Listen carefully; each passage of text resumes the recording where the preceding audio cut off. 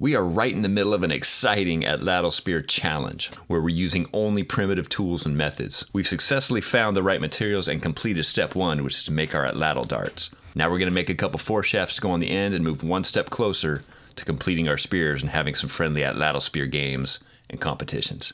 That's coming up. Before we dive into it, thank you to everyone that's been watching our videos, subscribing to our channel. We're all about drawing strength from the wilderness through bushcraft, nature, adventure, and wilderness survival. So if you're into all that like we are, support the channel right now by hitting the subscribe button, liking this video, sharing this video, and let us know in the comments what your passions are related to the outdoors so we can make videos that you want to see. This is the foreshaft of our first spear. We're using a hand adze and then an obsidian saw to help whittle down the foreshaft. The foreshaft here is made of ocean spray, which is a very hard wood. Sometimes it's called ironwood.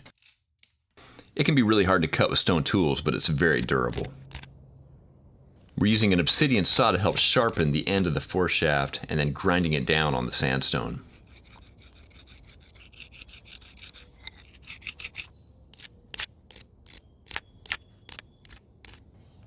All right, we want to sand it down with some scouring rush. Scouring rush does an amazing job of smoothing things out. It acts like a fine grit sandpaper.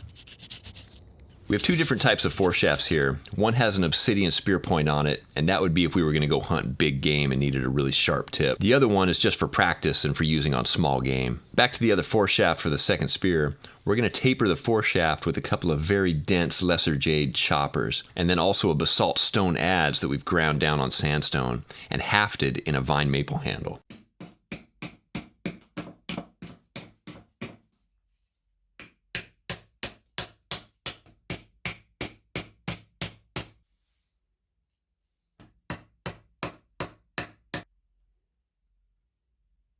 We're using the side of a black chopper with a sawing motion to cut away on the foreshaft.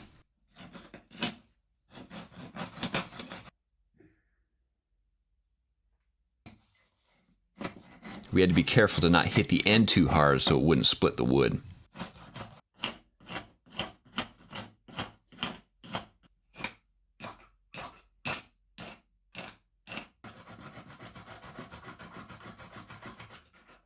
All right, we're using a finer flint saw to finish the cut.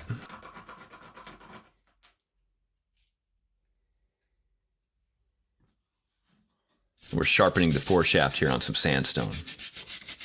Now, archaeologists in New Mexico, they found an atlatl point that was embedded in a mammoth bone. It had to penetrate a 3/4 inch hide and 4 inches of fat and then into the bone. It's been estimated that the atlatl dart has an impact over 150 times as intense as that of a hand-thrown spear. We just want to measure the length here of the foreshaft, and then we're going to cut it with a chopper.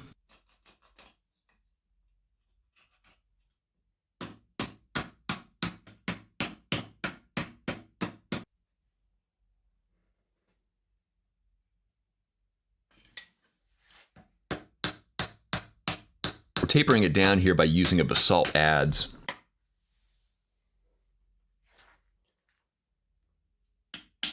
Using a small deer bone wedge here for splitting off extra wood, and then just continuing on with the adze.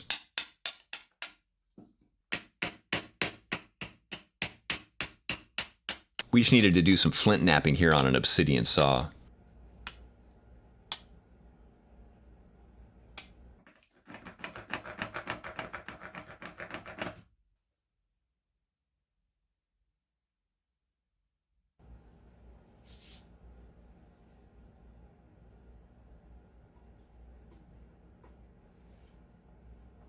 Splitting the foreshaft down to fit the spear using a bone wedge.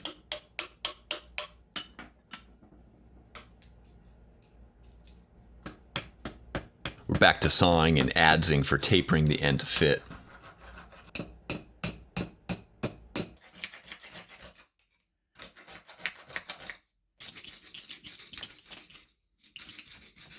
Here's the final fitting of the foreshaft.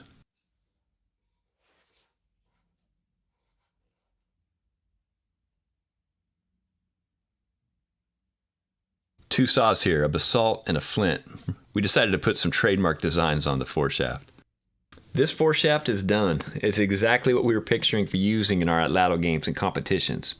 But before we get that far ahead of ourselves, we got to face the biggest challenge of the project, which we knew had to come. Carving out an Atlatl thrower from one of the hardest woods in nature, using only stone tools. That's coming up in our next video.